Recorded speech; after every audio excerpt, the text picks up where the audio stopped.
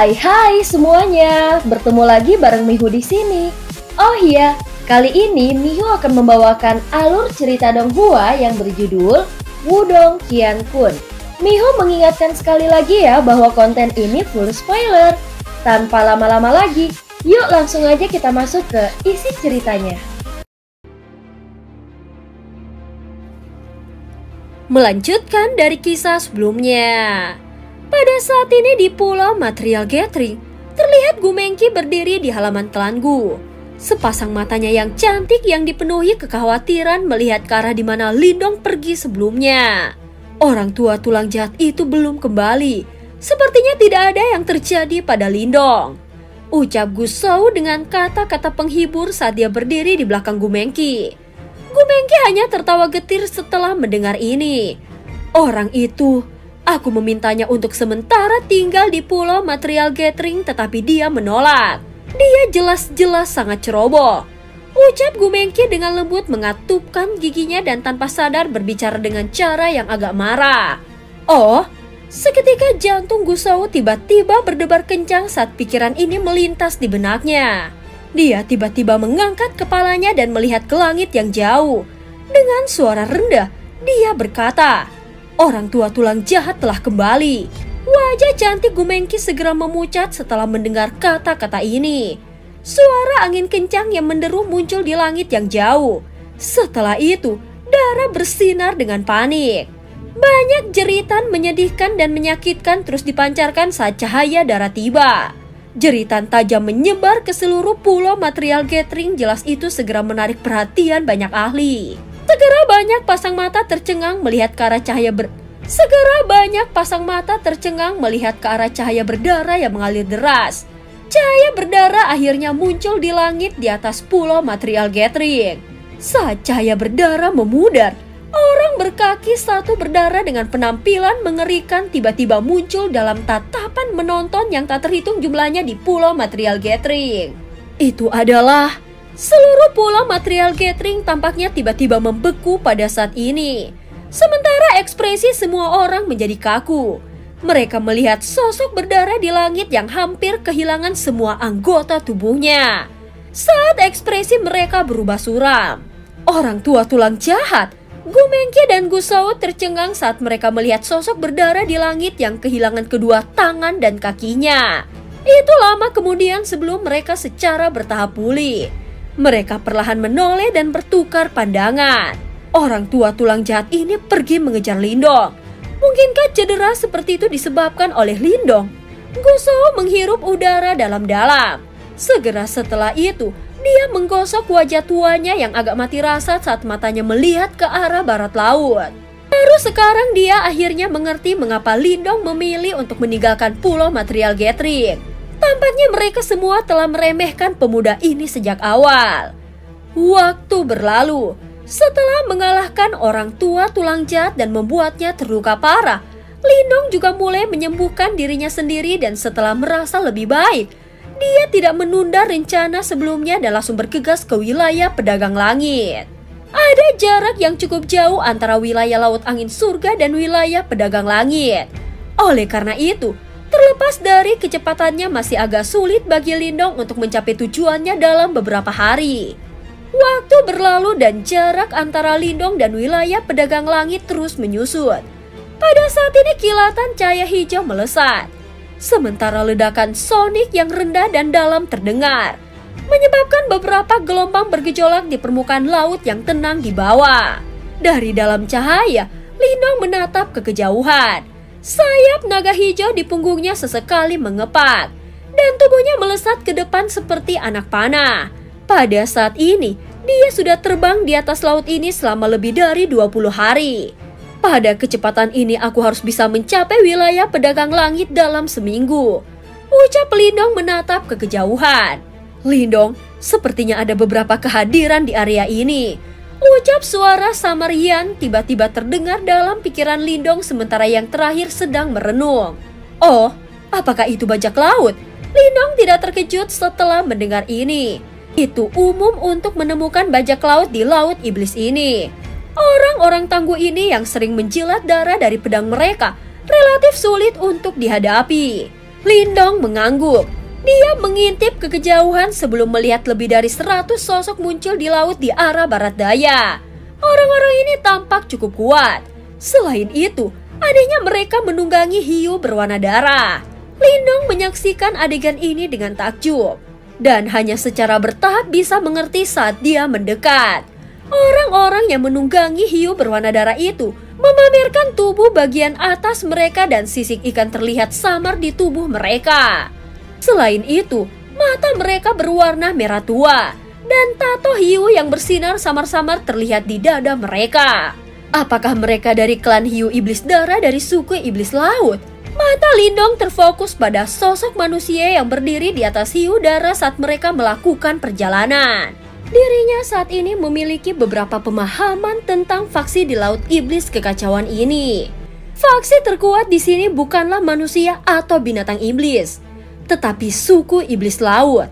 Namun suku iblis laut juga sangat besar dan terdiri dari klan yang tak terhitung jumlahnya.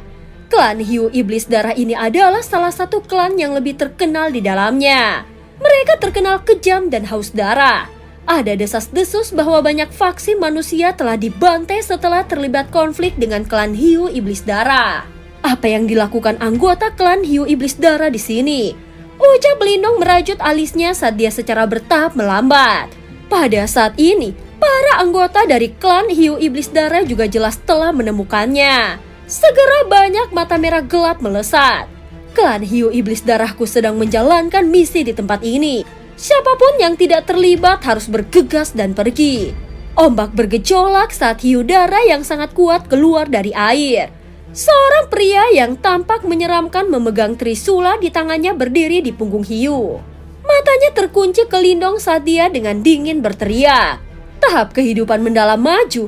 Lindong melirik pria yang memegang trisula saat matanya mengeras. Dari aura yang dipancarkan dari dalam tubuh yang terakhir, jelas bahwa orang ini adalah ahli tahap kehidupan mendalam tingkat lanjut. Selain itu, anggota klan hiu iblis darah di belakangnya juga tampak agak kuat. Sekitar selusin dari mereka telah mencapai tahap kehidupan mendalam. Sungguh barisan yang kuat. Pada saat ini kecurigaan muncul di dalam hati Lindong. Memikirkan bahwa sekelompok ukuran dan kekuatan seperti itu dari klan hiu iblis darah akan muncul di tempat ini. Komandan Xia, dia hanyalah manusia tahap awal kehidupan mendalam. Kita bisa membunuhnya begitu saja. Apa gunanya mengatakan semua kata-kata yang tidak perlu seperti itu? Ucap seorang pria berwajah runcing melengkungkan bibirnya dan berkata setelah Lindong pergi. Selesaikan saja misi kita dan jangan menimbulkan masalah. Pria yang disebut Komandan Xia dengan dingin berteriak. Dia sedikit mengerinyit setelah mendengar kata-kata itu. Semuanya menyebar dan cari tempat itu. Dia telah terluka parah oleh yang lebih tua. Kita harus menangkapnya. Jika dia berhasil melarikan diri, klan hiu iblis darah kita kemungkinan akan berakhir dalam masalah besar. Baik, sosok-sosok yang mengeluarkan aura permusuhan buru-buru merespons setelah mendengar ini. Raungan tajam mereka menyebar, dan kelompok besar menyebar. Mereka membentuk jaring besar yang mulai mencari wilayah laut ini. Pada saat ini langit secara bertahap menjadi gelap. Bulan sabit menggantung di cakrawala. Saat cahaya bulan sedingin es menyebar ke bawah, menyebabkan permukaan seluruh laut tampak seperti sisik ikan. Itu sangat indah. Api unggun muncul di sebuah pulau kecil di tempat tertentu di wilayah laut ini. Lindong diam-diam duduk di samping api unggun. Sementara ikan bakar di atas api unggun mengeluarkan aroma yang samar. Orang-orang itu pada siang hari kemungkinan adalah elit kecil dari klan hiu iblis darah yang akhirnya bertemu dengan mereka di tempat ini. Karena telah bertemu mereka di tempat ini, aku ingin tahu apa yang mereka cari. Gumam Lindong. Lupakan saja. Siapa yang peduli dengan apa yang mereka cari? Itu tidak ada hubungannya denganku. Lindong menggelengkan kepalanya sekali lagi. Saat ini dia hanya berharap untuk sampai ke wilayah pedagang langit segera mungkin. Lindong menarik pikirannya. Dia mengambil ikan bakar yang dimasak dan berencana untuk memakannya.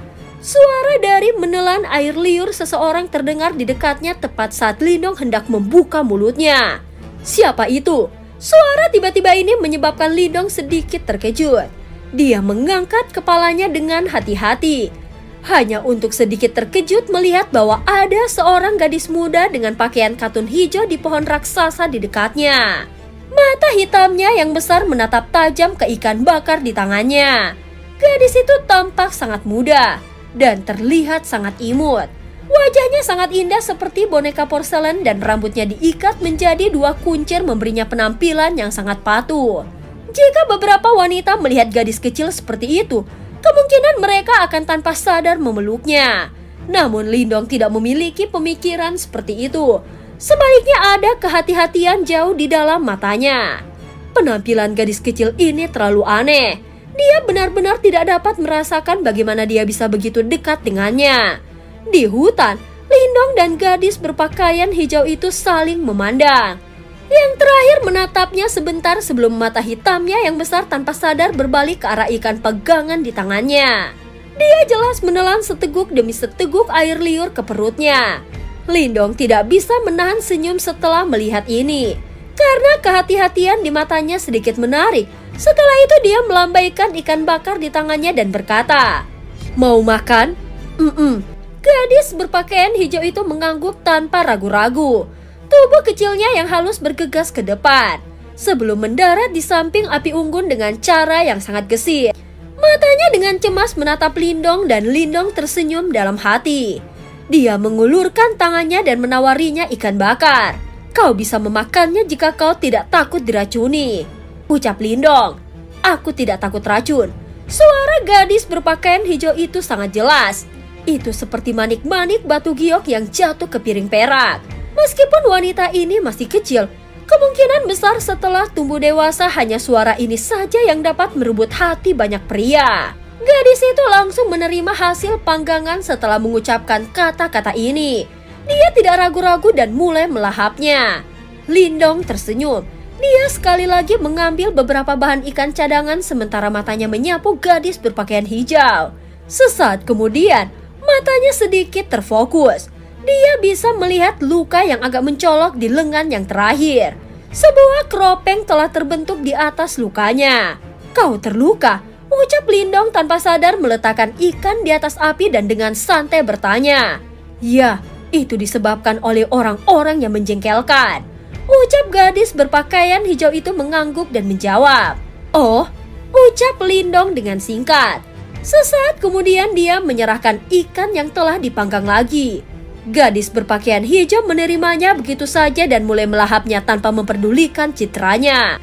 Nafsu makan gadis berpakaian hijau ini sedikit mengejutkan. Lindong terus-menerus menyerahkan 20 ikan bakar besar sebelum yang pertama merasa puas dan berhenti makan. Dia menepuk perut kecilnya dan memberi Lindong senyuman manis. "Terima kasih kakak," ucap gadis itu. "Siapa namamu?" Lindong menepuk tangannya dan bertanya.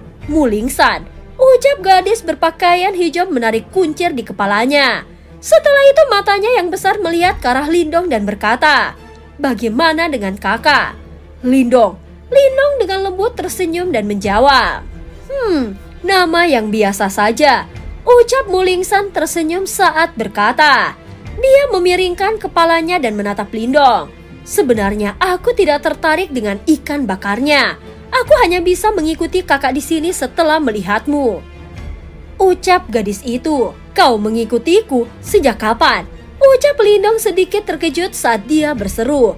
"Ketika kau bertemu dengan orang-orang itu hari ini, aku telah mengikutimu sejak itu," ucap Mulingsan. Mata Lindong menggigil sedikit. Dia sebenarnya tidak dapat mendeteksi apapun meskipun diikuti sepanjang hari. Dari mana gadis ini berasal? "Kenapa kau mengikutiku?" Lindong sedikit mengerinyit dan bertanya. Aku tidak tahu." Balasan Mulingsan menyebabkan sudut mulut Lindong berkedut. Yang pertama menggelengkan kepalanya dan 2 kuncir di kepalanya bergoyang seiring dengan gerakan itu. "Bagaimanapun, aku hanya mengikuti. Aku tidak tahu kenapa, tetapi aku merasa kakak tidak akan menyakitiku." Lindong mengerutkan kening dengan erat. Semua ini hanya sedikit terlalu aneh. Mengapa Mulingsan ini percaya bahwa dia yang belum pernah dia temui sebelumnya tidak akan menyakitinya? "Kakak, aku terluka dan akan beristirahat dulu." Mulingsan tidak peduli dengan apa yang dipikirkan Lindong. Dia hanya tersenyum mengucapkan kata-kata itu sebelum berbaring di dekat batu dan tertidur seperti kucing kecil di depan mata Lindong yang agak tercengang. Ekspresi Lindong sedikit tidak pasti di bawah cahaya yang berkedap-kedip dari api unggun yang naik di hutan. Dia melirik Mulingsan yang tertidur lelap. Gadis kecil misterius ini hanya mengesampingkan semua kehati-hatiannya dan tidur di bawah matanya. Oh, sementara tatapan Lindong berkedip, dia tiba-tiba melihat cahaya biru tua yang dipancarkan dari tubuh Mulingsan. Cahaya ini seperti penghalang cahaya yang menyelimutinya. Pada saat yang sama, luka-luka yang tampak biadab di lengan ramping Mulingsan itu mulai sembuh dengan cepat dengan kecepatan yang terlihat dengan mata telanjang. Lindong diam-diam terkejut saat dia melihat adegan ini. Dia bisa merasakan fluktuasi yang sangat aneh dari penghalang cahaya. Metode surga meluap abadi. Suara agak terkejut Yan tiba-tiba terdengar pada saat ini. Metode surga meluap yang abadi? Apa itu? Ucap Lindong terkejut saat dia bertanya. Mungkinkah gadis kecil ini berasal dari klan Paus Sage Abadi? Itu adalah metode yang unik untuk klan itu. Ucap Yan bergumam. Paus Sage Abadi? Mata Lindong menyusut sedikit setelah mendengar nama itu. Meskipun dia tidak memiliki pemahaman yang jelas tentang suku iblis laut, dia masih sadar bahwa Paus Sage Abadi ini adalah salah satu klan yang agak menakutkan di dalam suku iblis laut. Apakah gadis kecil di depannya ini benar-benar dari klan itu? Itu juga tidak benar. Konstitusi gadis kecil ini tidak tampak seperti Paus Sage Abadi murni. Tetapi mengapa dia tahu metode surga yang meluap tanpa batas? Konstitusi ini bahkan aku tidak bisa mengerti. Ucap Yan. Suaranya mengandung sedikit ketidakpastian. Hal ini menyebabkan Lindong tanpa sadar menjadi sedikit terdiam. Latar belakang seperti apa yang dimiliki Mulingsan ini? Bahkan Yan tidak dapat mengidentifikasi siapa dia. Mengapa dia mengatakan bahwa dia tidak bisa tidak mendekatiku? Mungkinkah dia berbohong? Ucap Lindong bertanya. Sepertinya tidak demikian. Gadis kecil ini sangat murni. Semua yang dia katakan seharusnya benar. Adapun mengapa dia tidak bisa tidak mendekatimu, mungkin itu karena dia tertarik pada sesuatu yang ada padamu. Ucap Yan menyuarakan pikirannya. Pada saat ini Lindong merajut alisnya erat-erat. Dia melirik Mulingsan yang tidak menunjukkan kehati-hatian padanya dalam tidur nyenyaknya. Akhirnya dia hanya bisa menggelengkan kepalanya tanpa daya. Tidak peduli apa, dia akan pergi sendiri besok. Dia tidak terlalu ingin terlibat dalam masalah ini yang bisa menjadi berkah atau bencana. Lindong secara bertahap menutup matanya sambil memikirkan pikiran seperti itu. Setelah itu dia memasuki kondisi kultivasi. Malam berlalu dalam damai. Mulingsan yang tertidur lelap akhirnya membuka matanya yang besar pada pagi hari berikutnya. Ada kecerdasan di matanya yang hitam legam itu. Mata Lindong juga terbuka pada saat ini. Dia memandang Mulingsan sedikit menyeringai dan bertanya. Apakah kau sudah bangun? Tanya Lindong. Mulingsan mengangguk sambil tersenyum. Dia melirik luka sembuh di lengannya sebelum melengkungkan mulutnya. Setelah itu, dia melambaikan tangannya ke arah Lindong dan berkata, Kakak, terima kasih atas ikan bakarmu. Aku akan pergi dulu. Setelah suaranya terdengar, tubuh kecil Mulingsan melompat ke atas pohon yang tinggi. Dia ragu-ragu sejenak meraih kuncirnya ketika dia berkata, Kakak, jangan maju ke arah yang sama denganku. Oh, Lindong terkejut. Dia akan berbicara ketika Mulingsan mengeluarkan tawa yang jelas. Tubuh kecil mungilnya berubah menjadi sinar cahaya yang keluar dari pulau kecil itu dan dengan cepat menghilang dari pandangan Lindong. Lindong melihat ke arah di mana Mulingsan menghilang. Dia akhirnya tertawa pahit. Jelas dia tidak mengerti apa yang baru saja terjadi. Dan cerita pun berakhir. Terima kasih udah dengerin Mihu dari awal sampai akhir ya. Sampai jumpa.